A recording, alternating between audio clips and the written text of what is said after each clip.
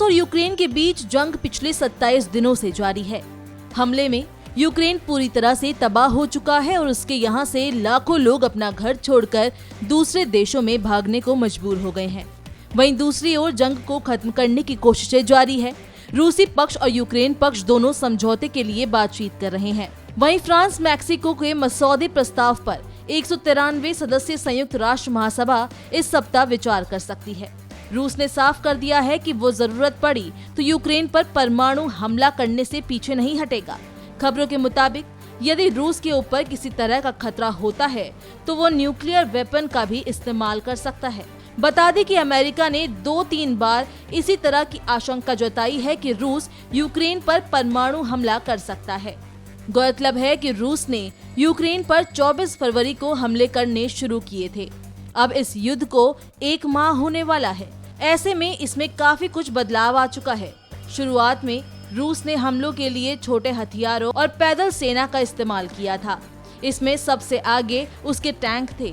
बाद में उसने बड़े हथियार जिनमें मिसाइलें शामिल थी उनका इस्तेमाल शुरू किया। इसके बाद उसने हाइपरसोनिक मिसाइल और एयर स्ट्राइक का इस्तेमाल इस युद्ध में किया।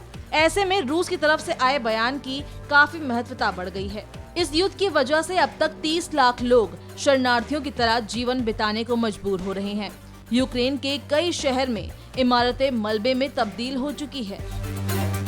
मैक्सर टेक्नोलॉजी की सैटेलाइट की तस्वीरों में इरपिन शहर में हुई तबाही को भी देखा जा सकता है। संयुक्त राष्ट्र महासचिव लगातार यूक्रेन के हालात पर चिंता जताते रहे हैं। उन्होंने हाल ही में कहा है कि यूक्रेन के मारियोपोल से हजारों लोग दूसरे देशों में शरण ले चुके हैं। इस शहर पर रूस जबरदस्त बमबारी कर रहा है। वहीं दूसरी तरफ यूक्रेनी राष्ट्रपति ज़ेलेंस्की ने भी तीसरे विश्व युद्ध के संकेत दे दिए हैं। रूस यूक्रेन जंग के करीब 4 सप्ताह बाद यूक्रेनी राष्ट्रपति ज़ेलेंस्की ने कहा कि अगर उनके रूसी समकक्ष पुतिन के साथ वार्ता विफल रहती है तो तीसरा विश्व युद्ध तय है।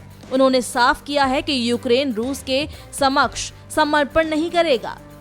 उन्होंने ये बात तब कही थी जब रूस ने कहा था कि अगर यूक्रेनी सेना समर्पण कर देगी तो वो मारियोपोल से नागरिकों को सुरक्षित निकासी के लिए मानवीय गलियारा दे सकता है। इसी क्रम में उन्होंने रूस को चेतावनी देते हुए कहा था कि अगर पुतिन के साथ वार्ता विफल रही तो तीसरा विश्व युद्ध होगा। उन्होंने कहा कि नाटो को ये स्पष्ट करना चाहिए कि वे हमें स्वीकार कर रहे हैं या खुले तौर पर कहें कि वो हमें स्वीकार नहीं कर रहे हैं। उन्होंने कहा कि सच तो ये है कि वो रूस से डरते हैं। इसी दौरान यूक्रेनी राष्ट्रपति ने तीसरे विश्व युद्ध का जिक्र किया।